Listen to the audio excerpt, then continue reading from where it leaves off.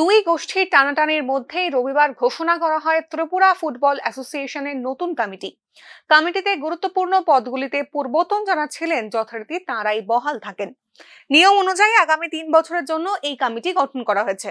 ঘোষিত কমিটি এই রকম: সভাপতি প্রণব সরকার, সহসভাপতি 3 জন, রূপক সাহা, চঞ্চল নন্দী ও অমিত দেব, সচিব অমিত চৌধুরী, যুগ্ম সচিব হয়েছেন 4 জন। এরা হলেন কৃষ্ণপদ সরকার, তপন সাহা, পার্থ সারথী গুপ্ত ও রাজীব পাল। কোষাধ্যক্ষ হয়েছেন শঙ্কর প্রসাদ দত্ত।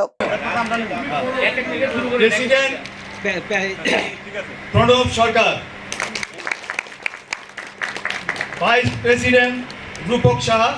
উনি আজকে সকালবেলা ফ্লাইট মিস করেছে, কারণ সারাদিনের ফ্লাইট ক্যান্সেল হয়ে গেছে। উনি আজকে আসতে পারছেন না। উনি অলরেডি টিকিটও পাঠিয়ে দিয়েছে, উনি আজকে আসছেন না। তো উনি হচ্ছেন আমাদের কোর্ট হিসাবে উনি আছেন, এবং উনি রূপক সাহাকে রাখা হয়েছে ভাইস প্রেসিডেন্ট। সেকেন্ড, চঞ্চল নন্দী। আসুন আসুন,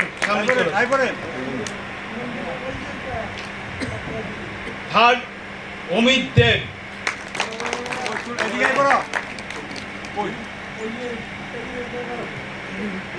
আমরা আরেকজন ভাইস প্রেসিডেন্ট নিয়েছি, আপনারা সবার পরিচিত মুখ, এবং ওনাকে নিচ্ছি আগামী প্রজন্মের জন্য জাতীয় ভালো কাজ করে। তার জন্য নাম লিখেছি শুভেন্দু সিনহা, শুভেঞ্জিৎ সিনহা।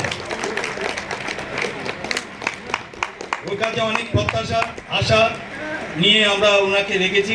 আগামী দিনে ওর হাত ধরে যাতে ত্রিপুরা আরও এগিয়ে যেতে পারে, তাই আমরা ইয়ং ম্যানকে নিচ্ছি। সেক্রেটারি অমিত।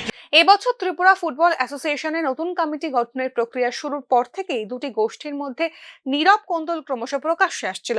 বিগত 3 বছর ধরে কমিটির শীর্ষ পদে যারা ছিলেন তাদের সরানোর একটা চেষ্টা হলেও আখেরে সেই প্রয়াস ভেস্তে যায়। এই অবস্থায় নতুন কমিটির পদাধিকারীরা আগামী 3 বছর রাজ্যে ফুটবলের উন্নয়নে কি করেন, এখন সেটাই দেখার। Bureau report, news now.